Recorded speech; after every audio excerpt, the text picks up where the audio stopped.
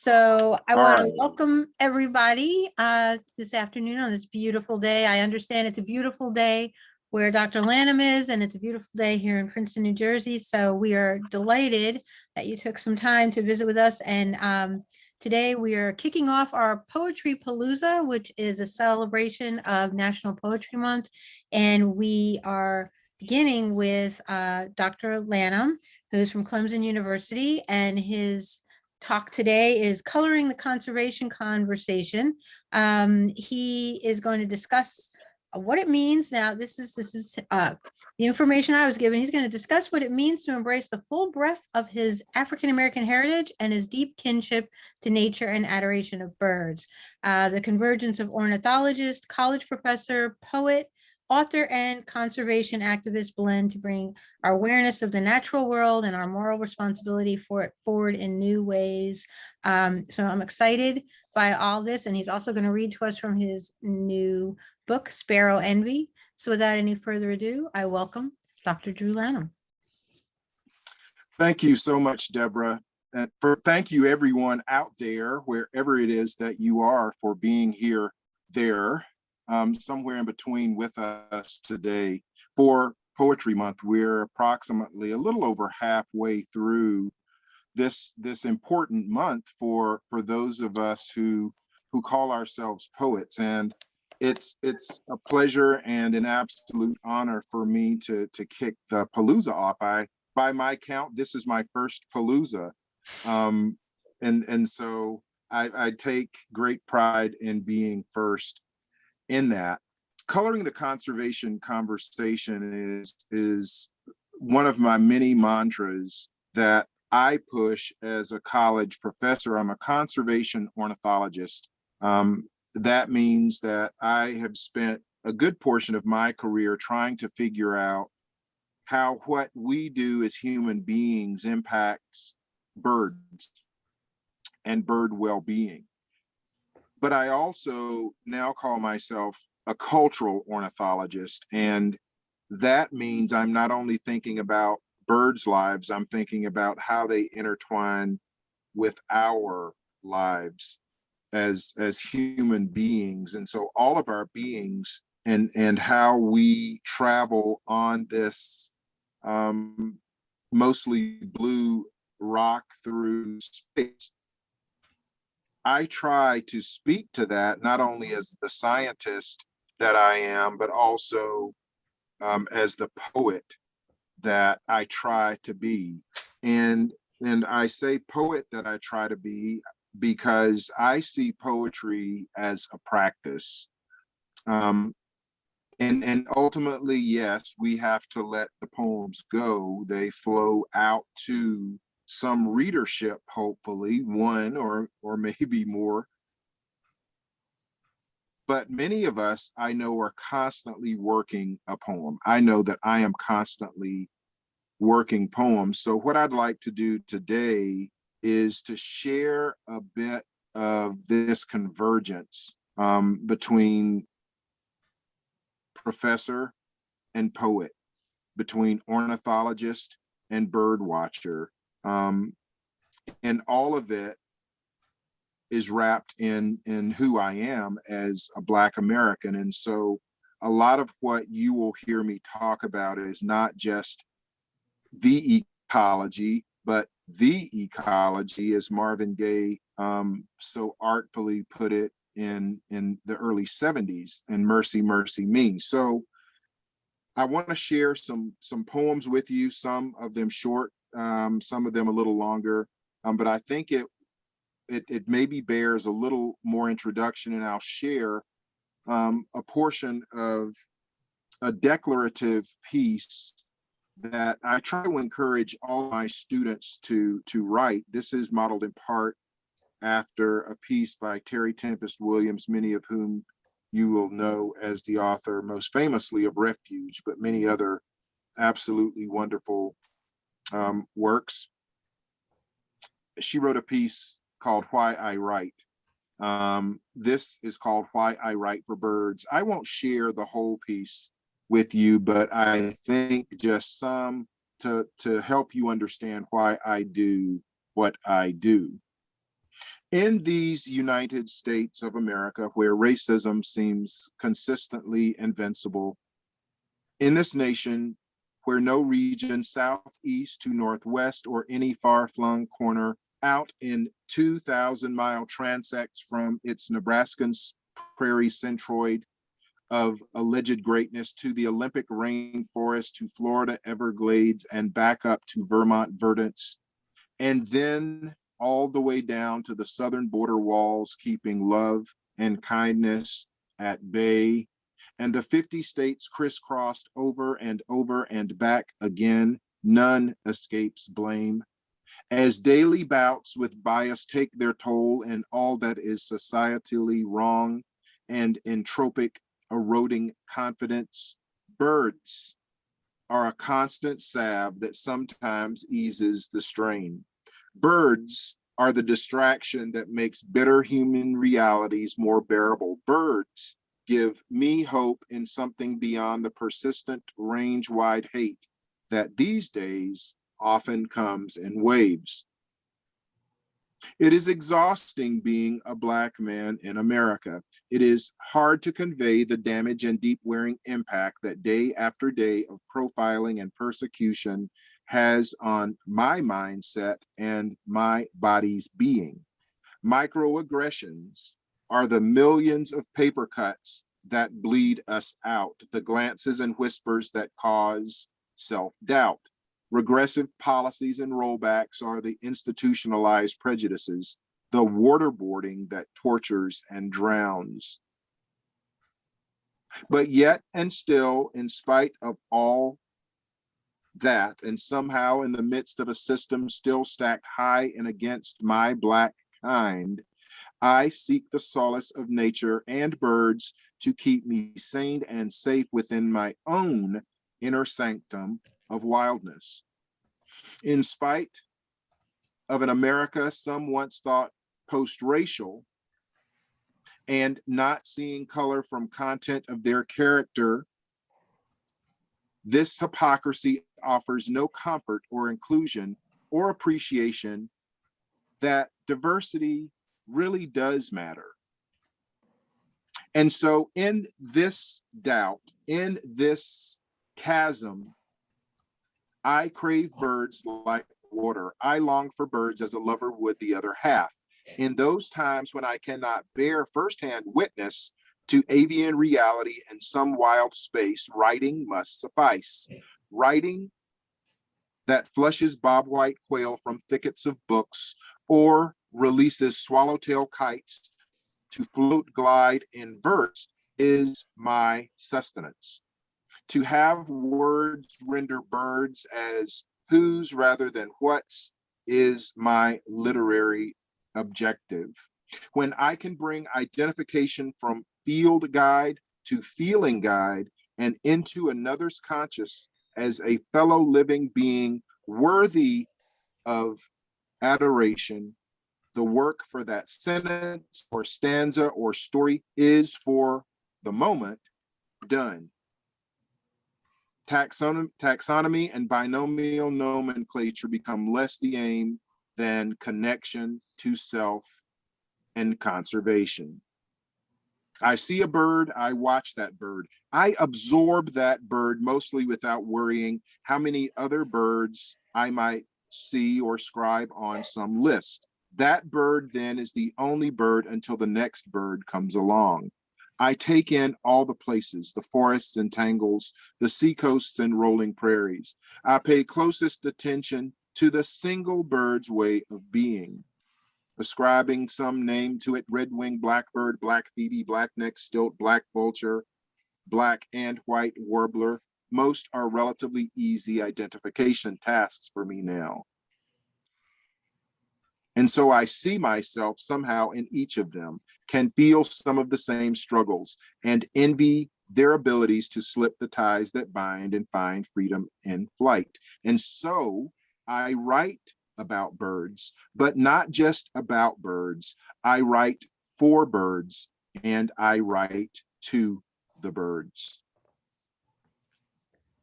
So that's a little bit about why I do what I do. Again, it's a convergence that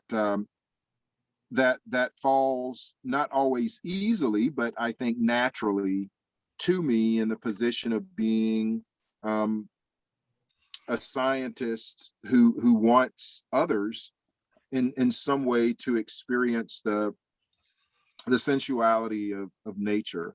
And what I know as someone who's published a good deal in the scientific literature is that that's built for another audience. And so what I hope to do in some of the pieces that I'll share today is to give some, again, insight into a poet's sensibility, into not just the science, but the passion that I hope drives conservation, but also some of the pain that's associated with racism in this country. So I'll start with a piece from my new book, Sparrow Envy, a field guide to birds and lesser beasts, that is dropping this week, in fact.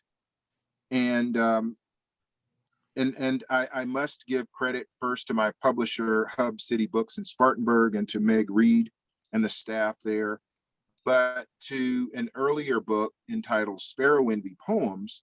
I guess I could call it Sparrow Envy 1 or Sparrow Envy Junior, but a much shorter work without as much long form in it. So I'll share some pieces from there, and hopefully we'll have folks have some questions and or comments. So it's timely this time of year to talk about migration. So I'll start off with a migration poem that I call Nocturne. Overhead, I heard the night songs of thrushes, the trills, the thirps, the wirps of brown-backed birds with hopes hitched to stars, flying on faith of light in the dark, unseen, but for the sound of them above, cleaving ink black sky. Millions of souls riding the wind to some other world. I thought them at first dreams, but for the words they left in echoes of their wings.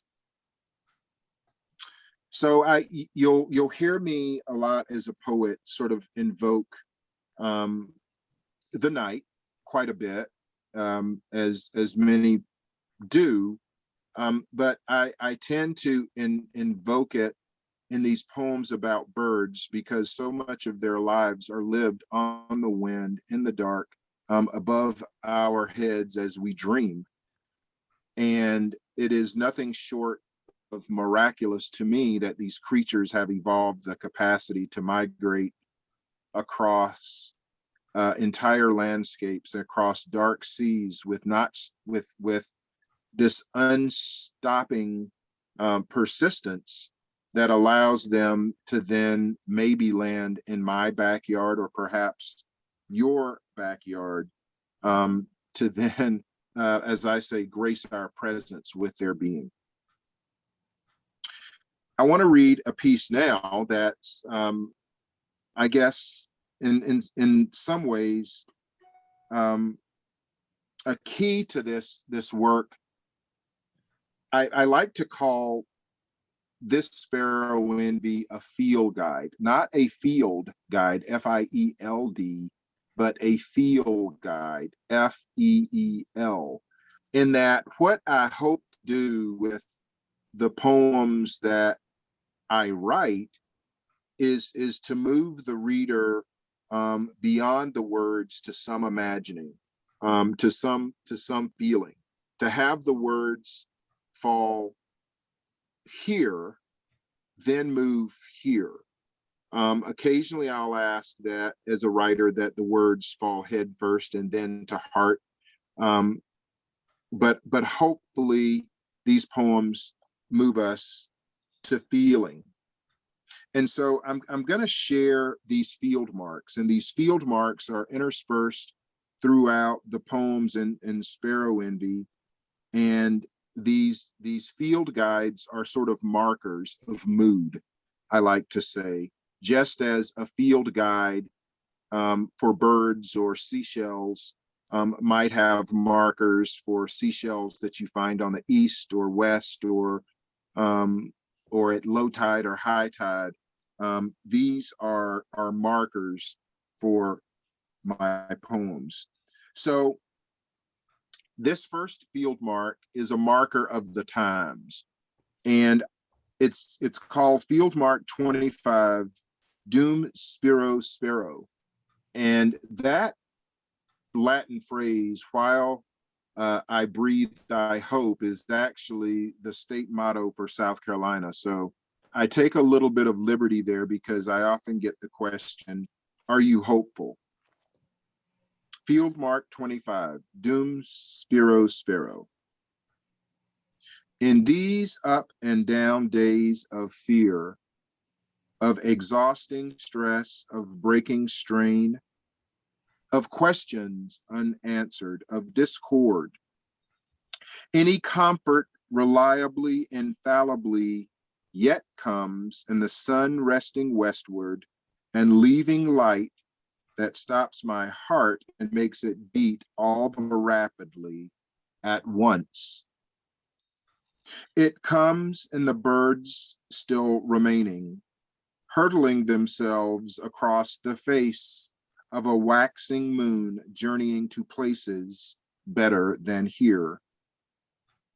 I envy them in that courage to go where they must, in an obedience to follow wandering's pull.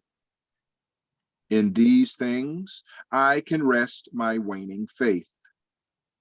It is not in any being of rumored omniscience or in four-walled religion beyond earth and sky and day and night. And those beasts and hours that fall in between what we can see or what we might believe.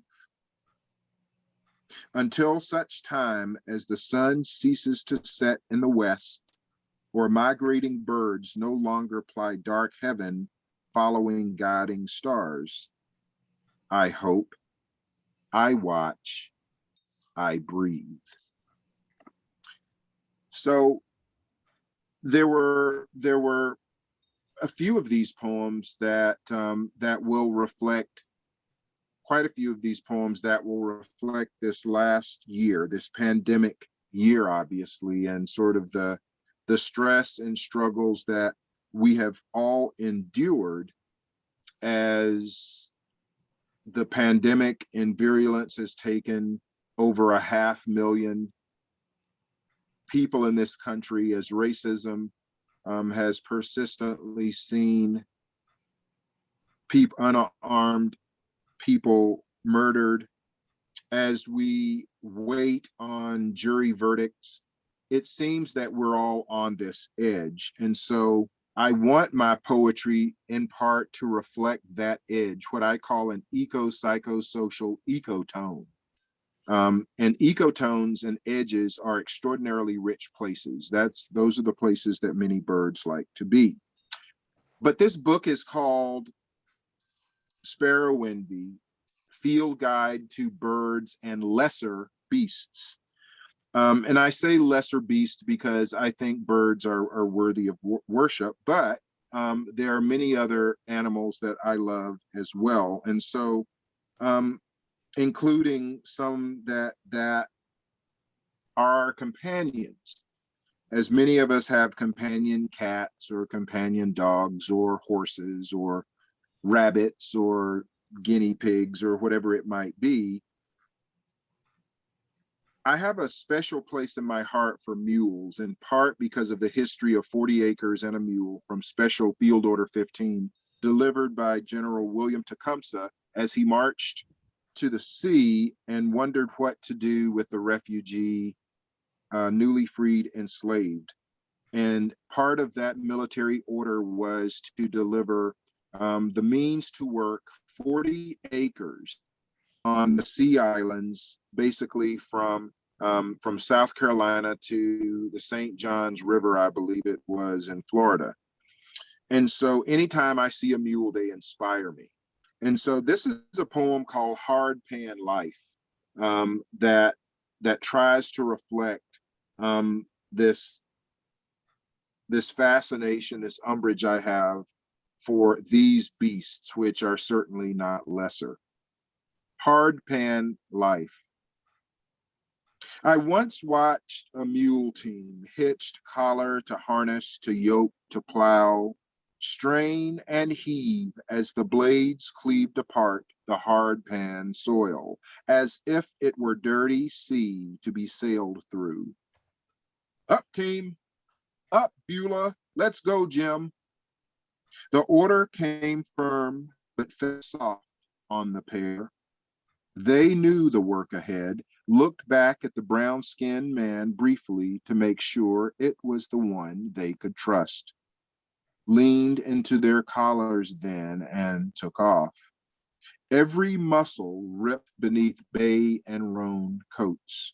The breath of the bay came heavy but even, hot through an open mouth with yellow horse teeth grimaced bare.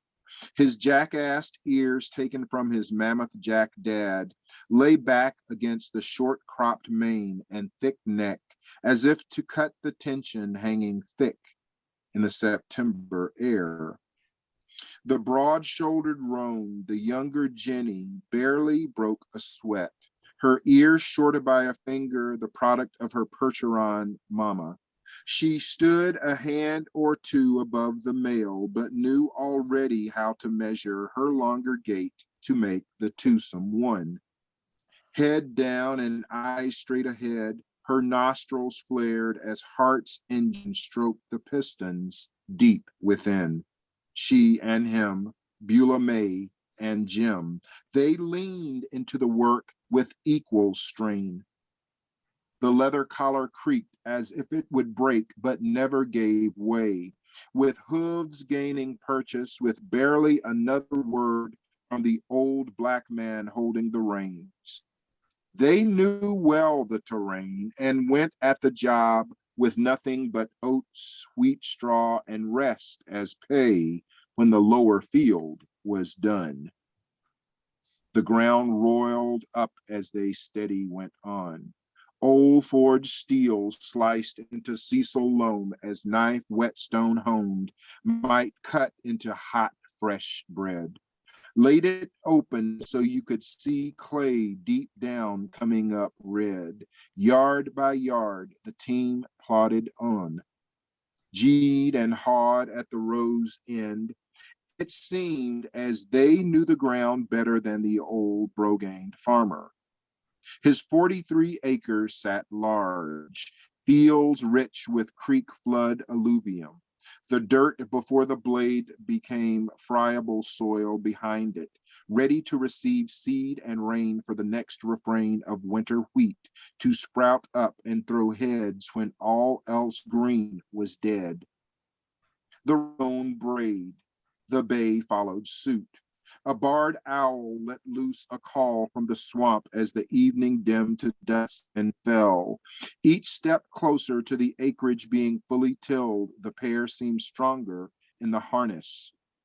Step up now, the driver said, harness laid over his own shoulders so he could feel the rest of the way home. They all knew the old barn was that much nearer, and they leaned in harder still. Even mules need downtime. Beasts of burden are not soulless bags of flesh and bone, but feeling beings in need of caring. The Ploughman knew this. The land they all worked grew crops well, but held the legacy of too much bitter before it ever bloomed sweet. He owned now what bondage ancestors could not. The mules were a promise made to times past, a promise kept to those never met. The team sweat, lathered and tired, deserved watering, earned dinner, needed the rest. An extra measure of grain was in order. A bath would wash the sweat away with warm, soapy water, curry out the matted hair to ease the strain, then rub the liniment on to ease fatigue. On the way in, he'd slip Jim a ripe apple from the orchard, give Beulah May the carrot from his pocket that he'd rooted up from the garden. The day closed in on night as the last rose opened up. I heard the leather creaking, the rigging buckles ringing. Equine exhaustion, smells heavy, sweetly musty of horsepower made step by step. I watched from the road until I could not see, imagining myself in the furrow pulling the plow with no help. The owl called again to remind me of the time. The yoke I bore was neither oiled leather nor long rein, but being myself with all the expectations from everyone else. The hardest ground to plow was living fully without worry, not in the past gone or on future yet to come, but in the present hard pan now. So that's obviously a longer poem and really more a prose poem than anything, but inspired one day on a back road seeing a mule team work a field. And in watching that mule team work that field, how much of an understanding, how much of a team the three parties were. Those two beasts, those three beasts, the mules and the man, that they formed this team who had obviously worked together before. And so one of the goals of my writing is to blur lines. I hope as I make it clear from an identity standpoint what some birds are, or who the birds are, as I like to say, that beyond that, there is opportunity to blur the lines, to think about how it might feel to be in that mule's place, or how it might feel to be a migrating bird. But as usual, I sort of resort to birds as my backup, as my safe space, as my inspiration.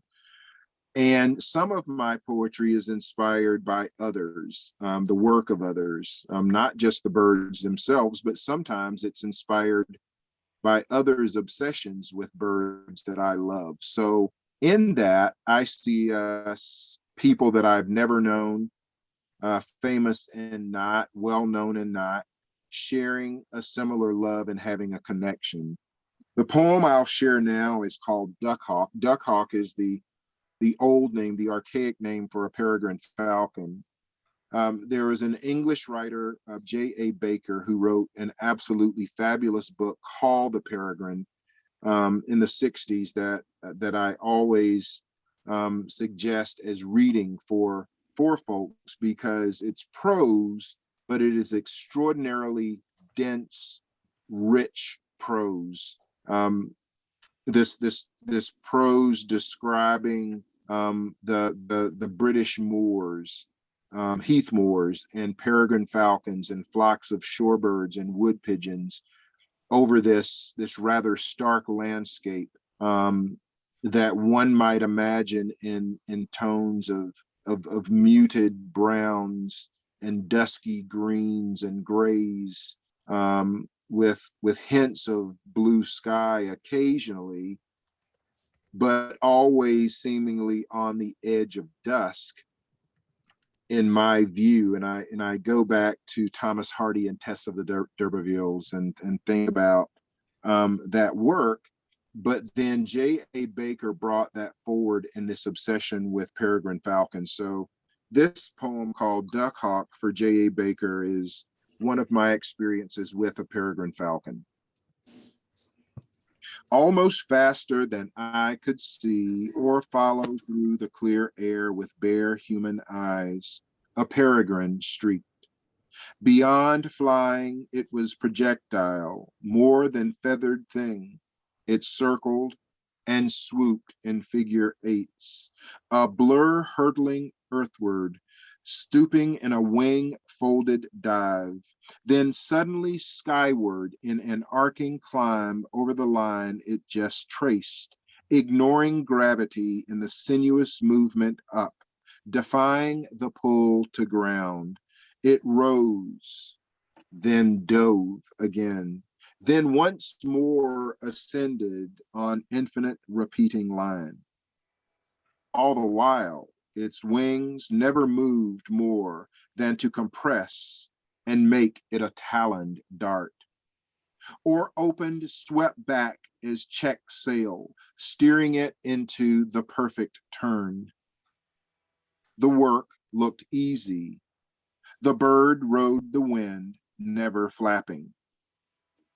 I watched with tearing eyes, unbelieving, unblinking.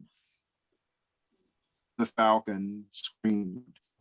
I felt the wild deep within and counted it like the perfect curves carved above the valley floor, sign of infinite hope, a fear of living to overcome. So again, blurring the lines, seeing the bird and not just listing the bird as an object to be counted, but absorbing the bird, seeing the bird in a way that gives hopefully some cause to conserve. So again, this idea of convergence, coloring the conservation conversation. I wanted to share a couple of things here that were, in writing, it's work for us, obviously, but it's also a great deal of fun. And one of the things that I love doing most, believe it or not, is I always hated them as an academic, but now as a creative writer, I love defining words in fun ways. And so I do have a glossary in Sparrow Envy, and I wanted to share a few words with you that I thought were important. So conservation. So the words go from Anthropocene all the way out to Zoom. I'll probably define Zoom for you too, because we all need to have Zoom defined for us. So conservation. Conservation is defined as the intense desire to save something in abundance, left better for future generations who you will not know. See, love, and care. Birdwatcher, simply defined as me. Ecology, us and them. Every living and non-living thing linked in. Same air, same water, same soil, same earth, same fate. See also Marvin Gaye, Mercy, Mercy Me, the Ecology. Field mark, a part of something that helps you know what the whole thing is. Cardinal beak thickness versus warbler beak thinness.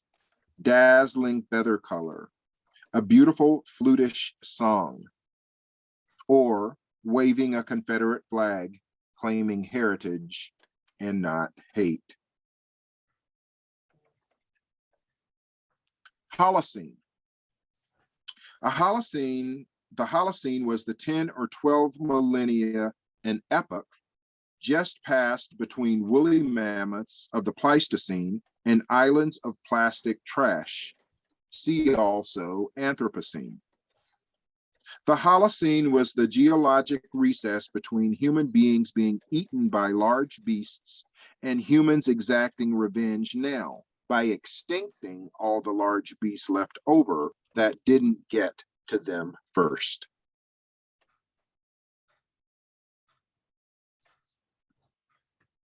So, and then of course you have all these ecological terms.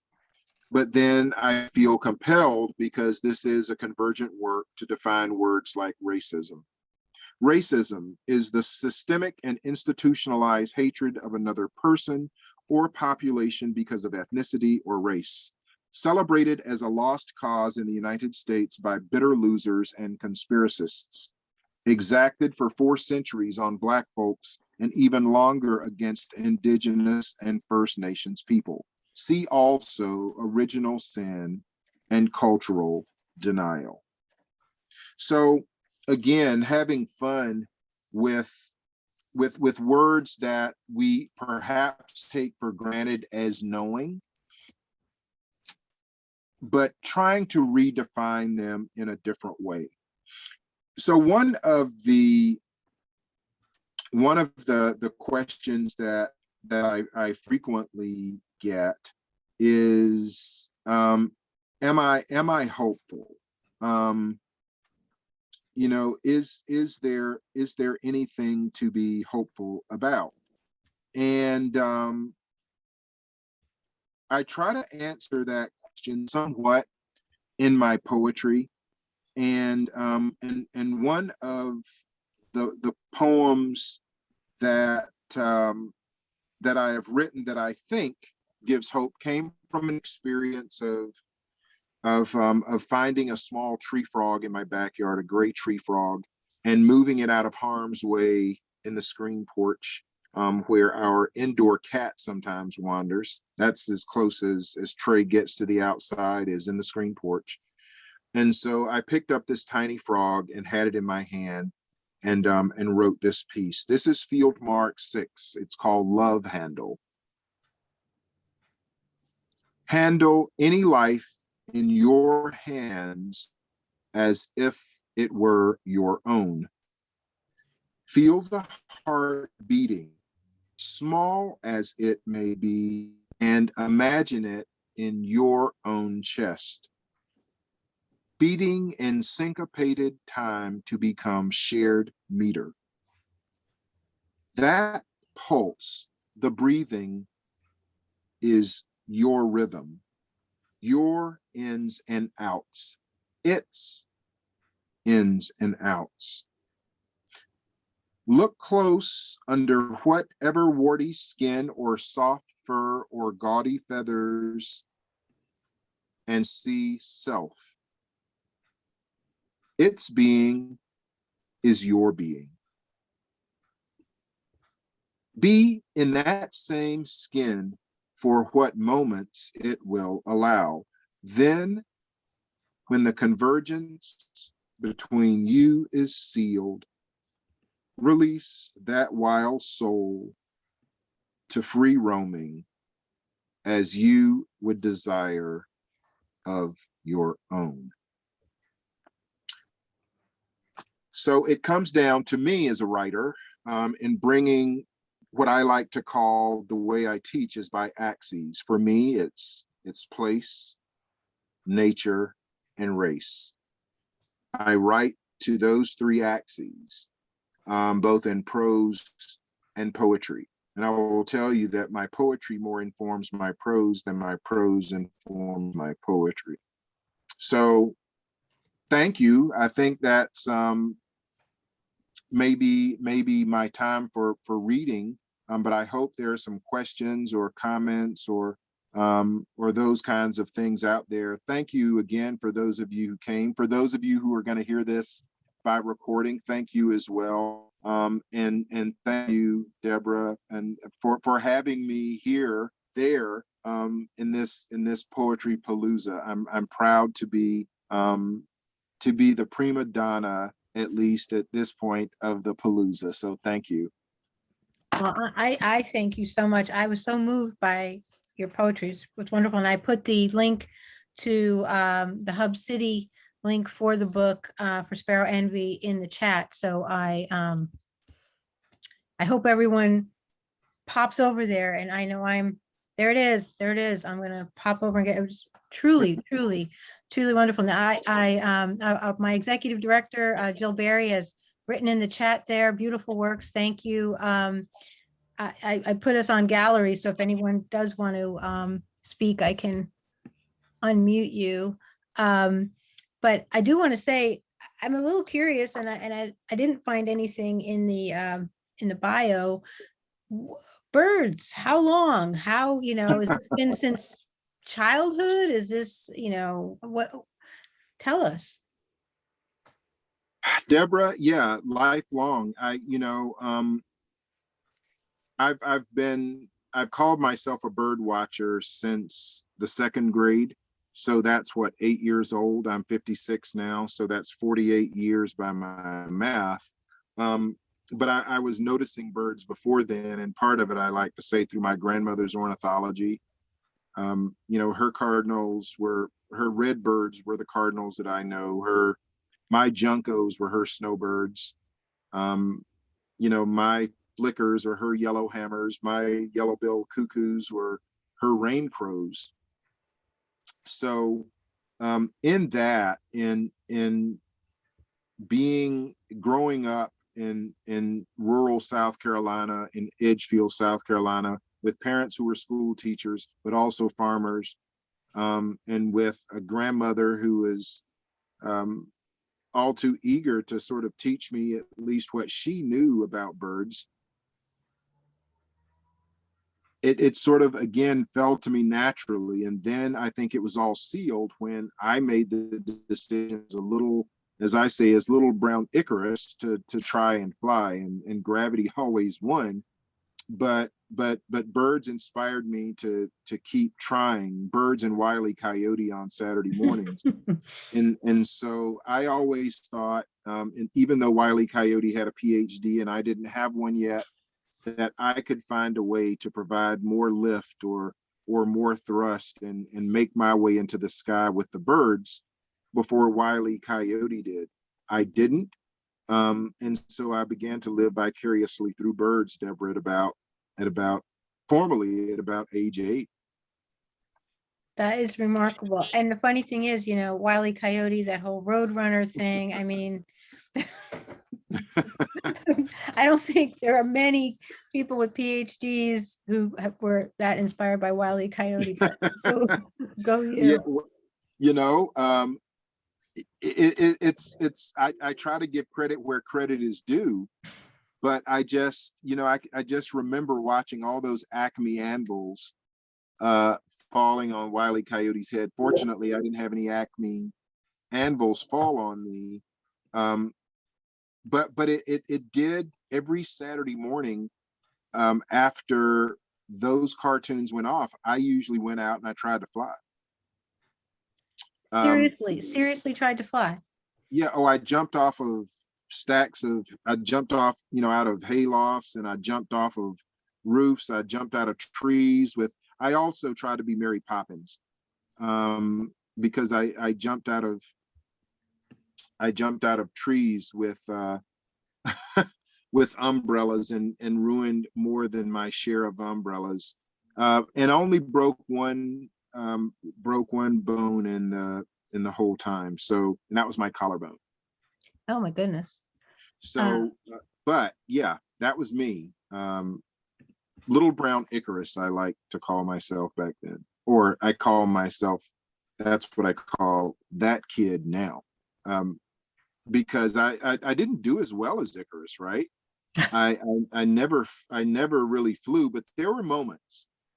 There were these moments. I remember my parents had this huge ladder, that folding ladder. I mean, that thing had to be 12.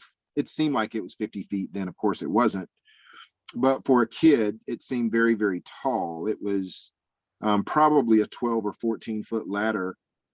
And I would sit that thing in the middle of the little side yard where nobody could see me. And I would climb up it and I would jump off of it. I would jump off of this thing.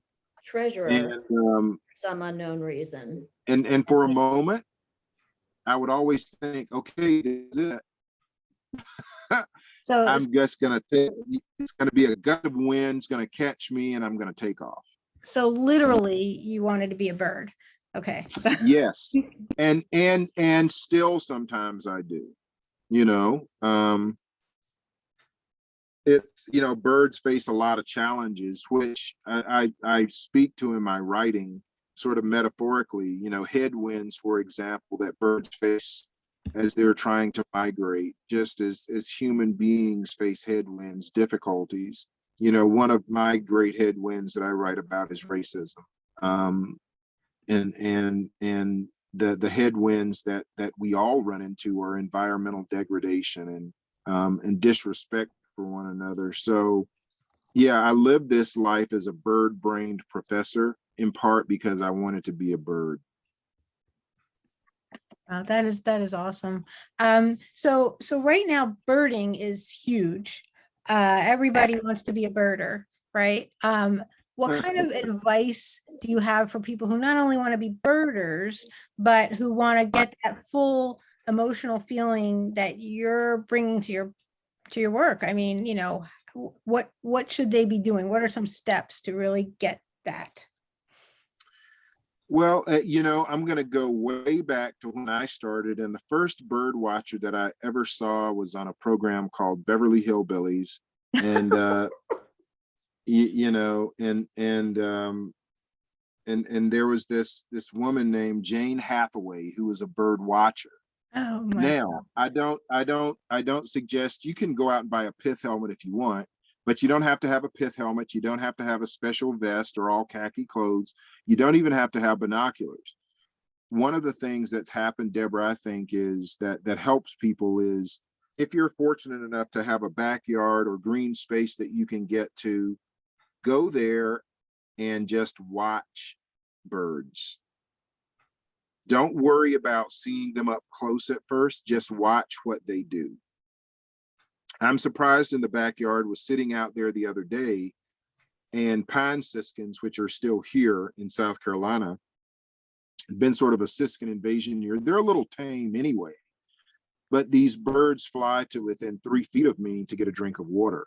Almost had one land on my head one day as it was coming in. But then an American robin, sometimes a kind of wary bird. Yeah, they're in our yards and they're familiar, but this American robin flew to within 3 feet and she just sat there. And she saw me and she would look at the water and she wanted water, but she was keeping an eye on me. But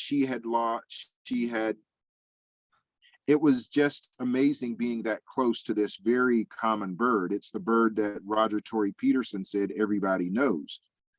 So I think that sometimes the best way to begin the road to birding is to watch birds.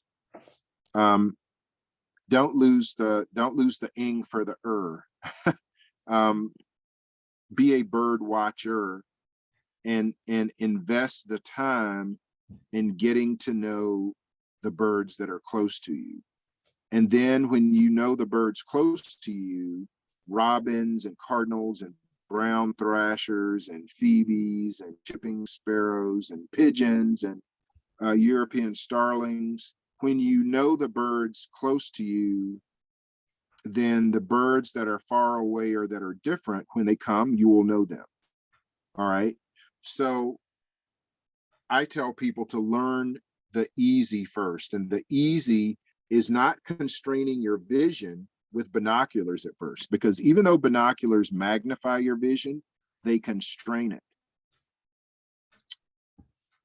And if we learn to look first at the bird without focusing so hard on one bird, we see a bigger picture around that bird. And I think that gives us a different kind of appreciation, not for just what the bird is, but for who the bird is. I love that. I love that. That's awesome. So you said you were hopeful, right? What are you most hopeful about right now? I guess I don't want to constrain you, but I should say, what are you most hopeful about right now? And what are you most hopeful about in the world of birds, maybe bird conservation, you know? So two-part question. Well, I'm most hopeful that that vaccines are spreading like wildfire, right? That's the good kind of fire that that hopefully will lead us to some healing and being able to resume our lives as social animals, because that's important. You know, we're here on Zoom, and Debra, you and I talked about the importance of Zoom and some of the good things that it's brought, and people being able to join worldwide at little to no cost.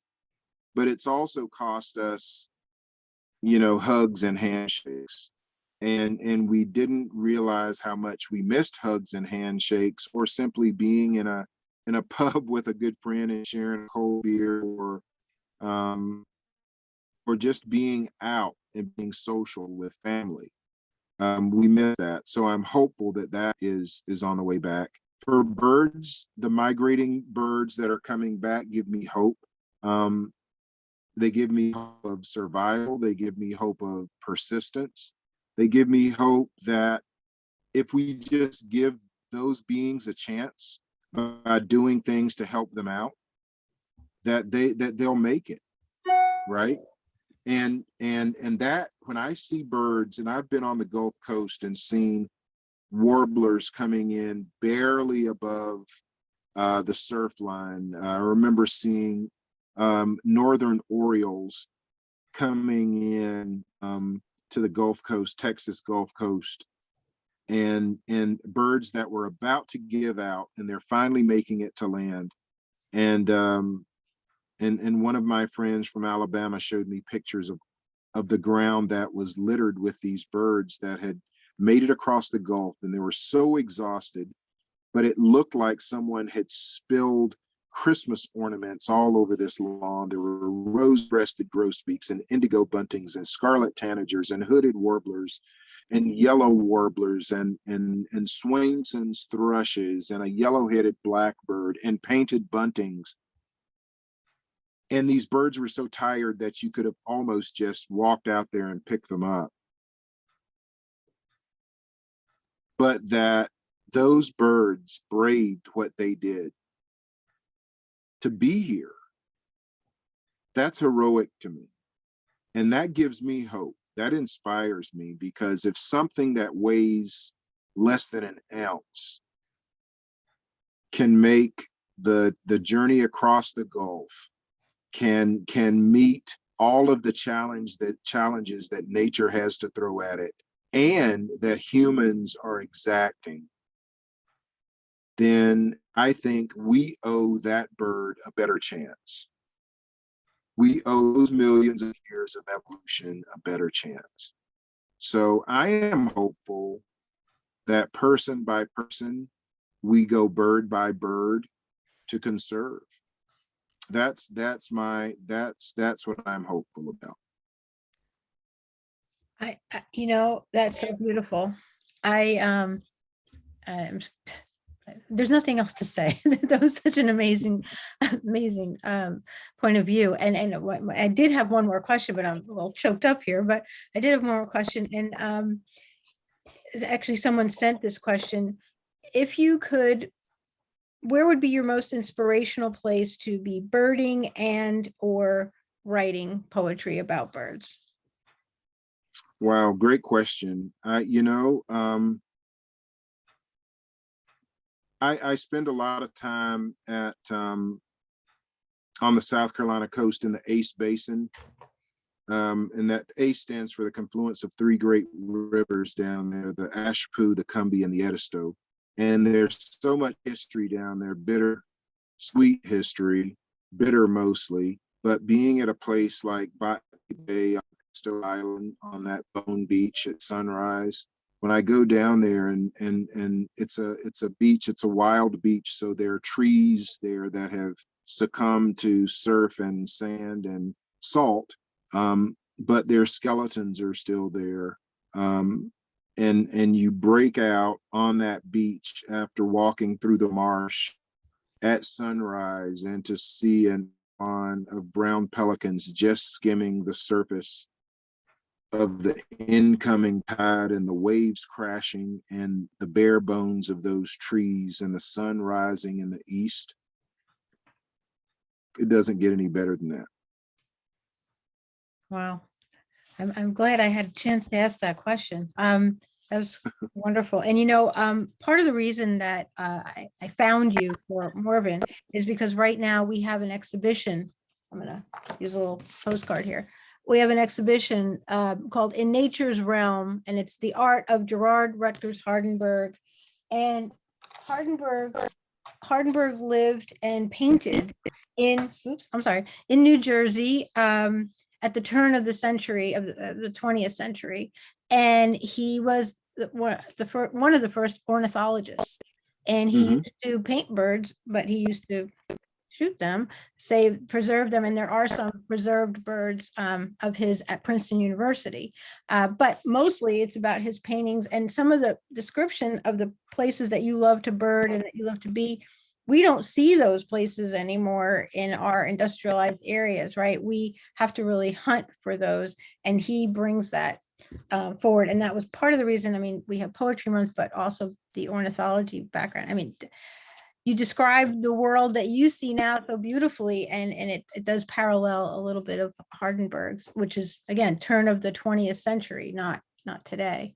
So, well, Debra, I'm going to look forward to getting the citation for that book, because I'm going to have to, you see my thicket here. I'm looking over at my library, and I don't think I have that in at least in this portion of my collection. So I'm going to have to look for that and study him a little bit. well, that would be awesome. I can send you the link to get that from our museum as well. So I have the Awesome. link to your book in the chat, and I am going to share that with everyone who's also going to get this recording. If anyone has any other questions, otherwise so moved. I mean, if you have any final words for us, you inspired. I'm completely inspired. I'm sure everyone else is as well. But if you have any final words for us, please share. Can I share one last piece? Yes, please. A short one? Please. This is called Love for a Song. Love is barter. Love is bits of affection traded for pieces of adoration. Love is desire doled out on the whippoorwill's summer wanting. Love is our craving for the meadowlark's ringing song, our longing for spring's greening from our sun-starved spirits down to our bare-toed roots. We seek the winding path and wander until we find the sweet spots, blackwater cypress swamp, tall grass prairie sweep, the place where moonlight glancing off of tide-slicked stones makes us weep. We want the wild soul, and a shadow-dwelling wood thrush heaps it on us in self-harmonizing sonata. We revel in wildflowers' bloom. We marvel in the migratory sojourns of birds dodging falling stars. Sink yourselves deep in the dizzying dance of pollen-drunk bees. Find hope in the relieved canopies of the tallest trees. Wind and water, storm and surf, they can move us to better ends. Therein is the turn on. That is the honey sweet seduction. Nature asks only that we notice a sunrise here, a sunset there. The surge, that overwhelming, inexplicable thing in a swallow's joyous flight, or the dawning of new light that melds heart and head into sensual soul. In that moment of truly seeing, that is love.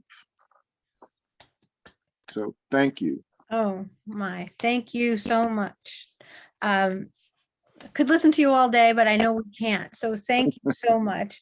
And we will share this recording with those who couldn't be with us. And I'm sad for them because this was really wonderful. Thank you so much again. Thank you so much, Debra. And thank you everyone out there. Be safe, be well, watch the birds. We will. Thank you so much.